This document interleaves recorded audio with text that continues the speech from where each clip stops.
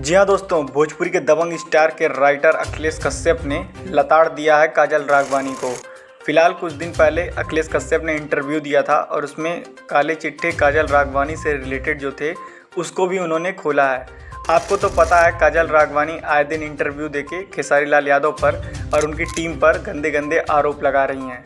वहीं अखिलेश कश्यप ने कहा, आपको जब पता था ये इंसान शादीशुदा है तो आपको प्यार में आने की ज़रूरत ही क्या थी। और उस इंसान को तो मोबाइल सही से चलाने नहीं आता और वो स्क्रीनशॉट कहाँ से लेगा। और आपको तो इतना भी नहीं पता है कि इतना बड़ा स्टारडम है खेसारी लाल यादव का, इतना बड़ा नाम है, वो इतनी गंदी हरकतें करेंगे तो उनका लेवल कहाँ जाएगा। अखिलेश कश्यप ने कहा कि अगर खेसारी लाल यादव पर कोई कुछ बोलता है तो मैं सह नहीं पाता हूँ, क्योंकि भाई देखो एक लॉयल्टी की बात है, इसीलिए मुझे जवाब देना पड़ता है। उन्होंने ये तक कहा कि जब तक काम मिल रहा था तब तक सब कुछ साथ में सही चल रहा था, तब तक तो बेस्ट था, लेकिन जब काम नहीं मिलने लगा, ये सब होने लगा तो आप लगी चिल्लाने।